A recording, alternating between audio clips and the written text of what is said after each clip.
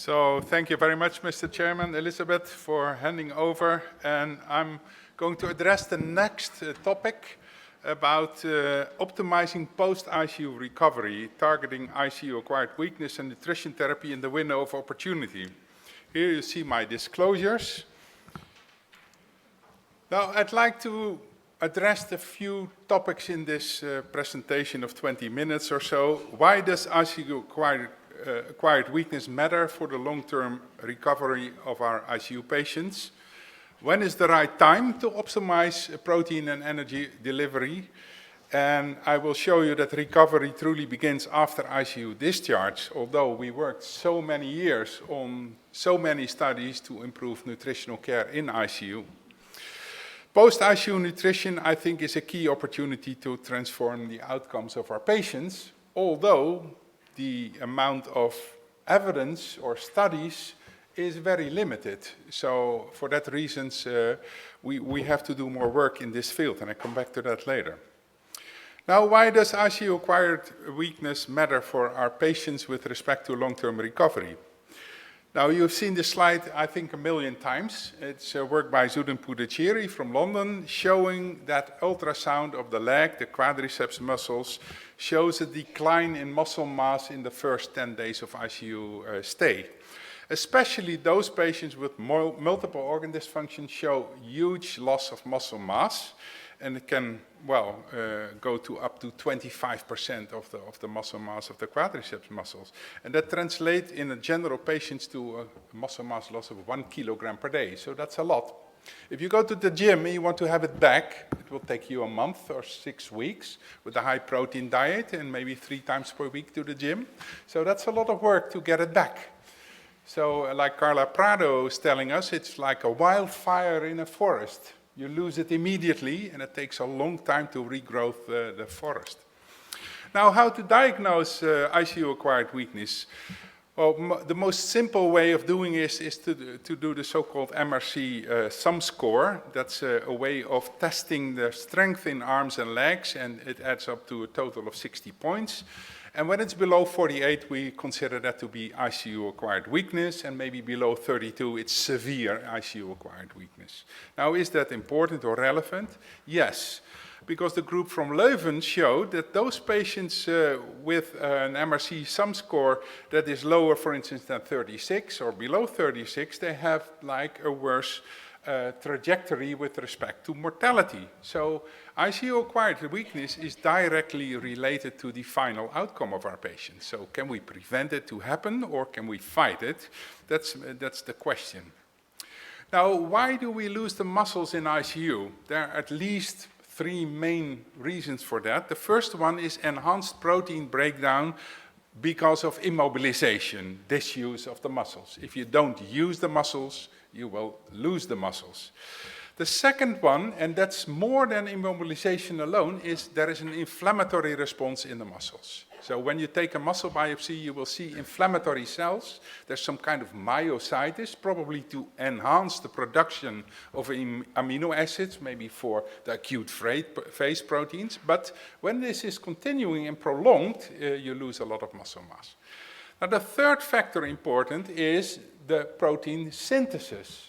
And this is blunted. The effect of providing amino acids to the patient is limited, and this is called anabolic resistance.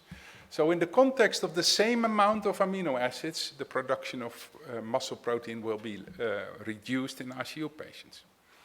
And then, of course, we have to consider, is muscle mass important or not? So we do a lot of BIA, and we see sometimes that we see an increase in muscle mass in the first few days. How can that happen? Well, that's fluid overloading. That's edema in the muscles. And when you do BIA or ultrasound or CT scan, you have to take care of that because the quality of the muscles can go down. And we also know that there can be myosteatosis. There can be also infiltration of fat in the muscle, and that's not a high quality muscle. Now, with respect to muscles, you must know this lady from the Netherlands, Femke Bol. She can take the hurdles and run very fast, gold medalist. And I looked at her at her data, her length is 184 meters, so it's a very tall Dutch lady. Her weight is 65 kilograms and the BMI is 19.2, so severely malnourished or not.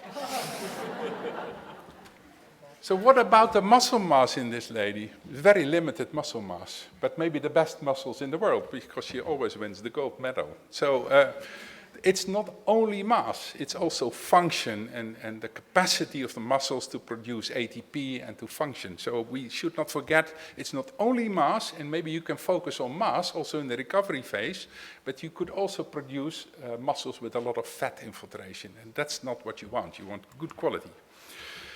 Now, we wrote several papers on physical recovery after critical illness, so the ICU-acquired weakness reasons that you get it in ICU, but also after ICU. And we found several mechanisms involved. For instance, injured satellite cells. The stem cells in muscles are, well, damaged, and some of them never recover. So there's also epigenetic factors, it can be nutrition, it can be persistent mitochondrial dysfunction. There is a lot of factors why there's a difficulty in regaining your muscle function and even muscle mass, as you can see here. And of course, we hope that by giving optimal nutrition, that we can fight this problem and having a recovery in the patients. And there are some small mechanistic studies now also suggesting that after ICU, that exercise again can increase the muscle protein synthesis. So that's important to consider, something that is probably not present in ICU due to the anabolic resistance and low ATP content in the muscles. So we're talking about post-intensive care syndrome, and we do a lot of studies in this field, and not only focusing on the physical domain, but also the mental and cognitive domains. And you can imagine that a patient with post-traumatic stress or depression after ICU discharge is not very motivated to have an optimal feeding intake or to perform a lot of exercise to regain the muscle. So this is a multimodal problem. We have to do several interventions to improve those. We know by this work of Margaret Herridge, showing that in ventilated patients with ARDS, that 5 years after ARDS, still the walking distance performance is only 60% compared to age-matched control. So there's something wrong, and Elisabeth already alluded to it. There's a 1 to 2% breakdown and regeneration of muscles per day, so every 3 months or so you have new muscles, but it doesn't happen in patients who have been in the ICU. Now, it's too early to say we cannot fix this, because we have to focus on maybe the window of opportunity. And this is a paper we showed also for not only ICU patients with non-COVID-19, but also with COVID-19. And there is some indications that also in these patients we see these long-term consequences of weakness or the post-COVID syndrome, post-acute infectious disease problems. Now, why are proteins essential? Of course, the amino acids are the building blocks, and it can stimulate anabolic pathways.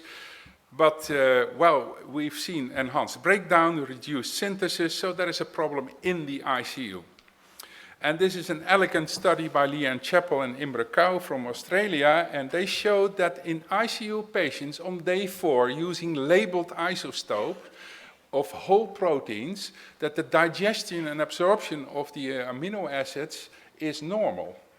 It's maybe slightly delayed, but over a few hours the amount of proteins absorbed as amino acids is the same. However, if you look to the production or the synthesis of proteins in the muscles, this is, well, reduced. So although there is an abundance of amino acids, the effect of muscle protein synthesis is limited. So there is a problem here.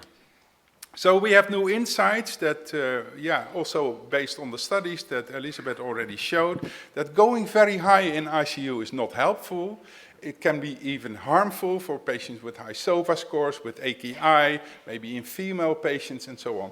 So we have to focus on another time window. What is the right time then to induce this? Because feeding in ICU is during metabolic stress is challenging, is not very helpful, and we have this myriad of reasons why it doesn't work. We have insulin resistance, catabolism, mitochondrial dysfunction, autophagy suppression, thyroid hormone abnormalities, refeeding syndrome, anabolic resistance. So we cannot feed more in ICU. So we have to go to the second phase after ICU discharge. So feeding in the post-ICU phase is most important.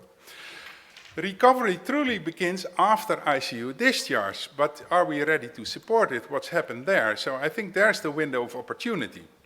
Now, we don't have guidelines. And of course, when you look in other guidelines, like in cancer patients, surgical patients, geriatric patients, most of our patients are elderly, you see that the energy goes up to maybe 30 kcals, and also the proteins go up to 1.5 to 2.0 grams per kilogram body weight per day, and that's more than we recommend in ICU. So after ICU, we have to go up.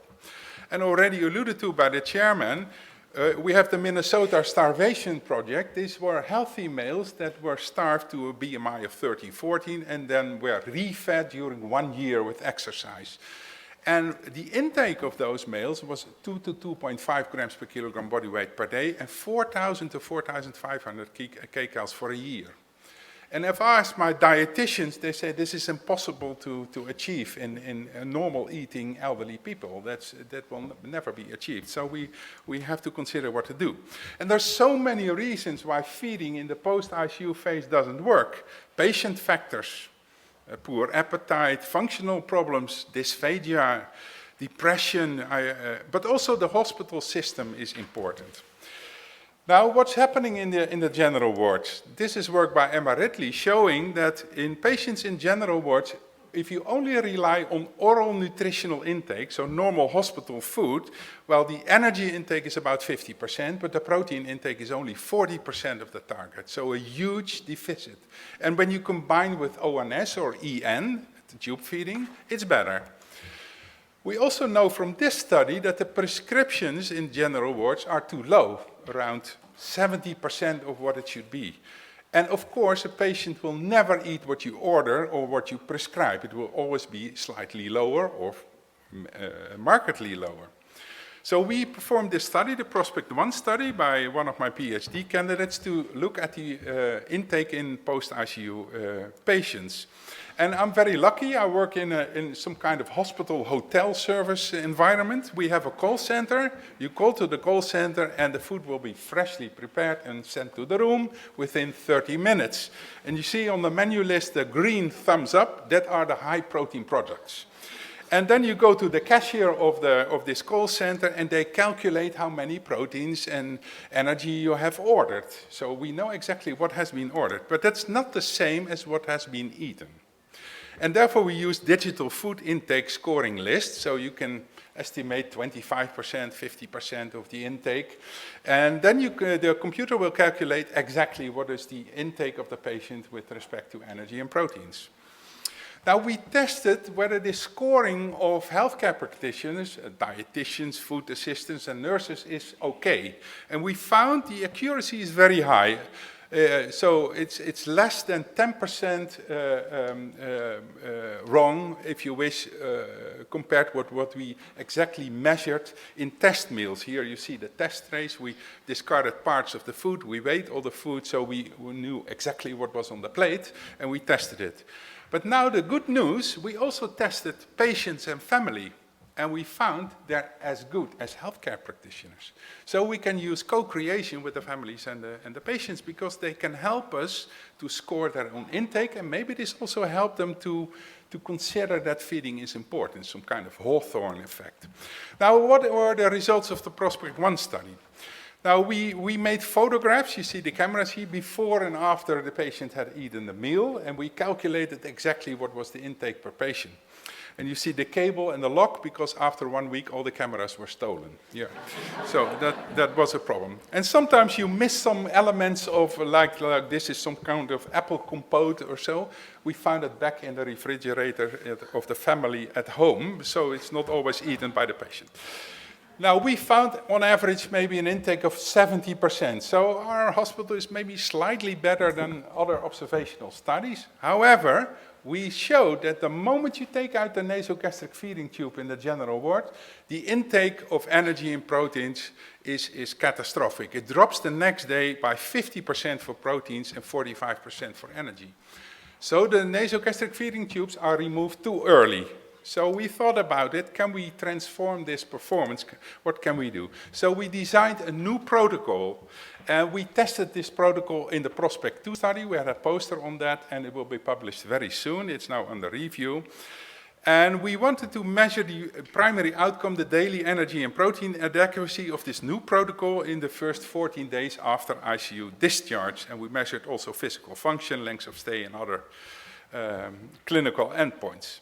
Now, the idea of the protocol is not removing the tube, not lowering the intake of enteral nutrition. No, you can say to the patient, you can eat, and if you are able to go over 100% of the target of the cumulative energy and proteins from EN, ONS, and oral feeding, then we will lower the EN the next day.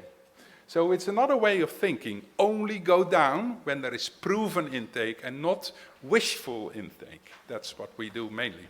Now we tested it and we included patients on enteral nutrition in the ICU for at least 72 hours, and then we measured this protocol. So you see it's a step-down protocol. In the middle we introduce ONS, and at the end we wait at least 24 hours to be very sure that we can remove the feeding tube. Okay, now the results. We showed in the population of these patients that the energy intake was 100% and the protein intake was 97%. So it is possible to have an optimal intake after ICU discharge, but you have to change your way, your strategy of doing it. And those patients who did not follow the complete protocol, because sometimes the patient takes out the feeding tube, or a doctor or somebody else takes it out, and every day you don't follow the protocol, you see that the intake of the patients is lower.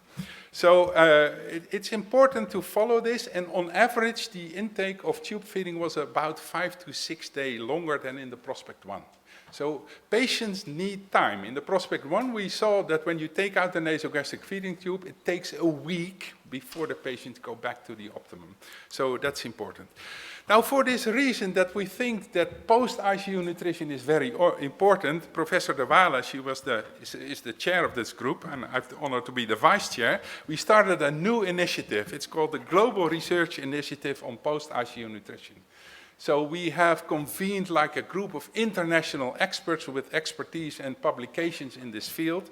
We had the first meeting this year. We have a meeting in a few hours with this group, and we focus on improving research in 10 domains in post-ICU patients. So if you want to join us in the future, you're happy to join this initiative.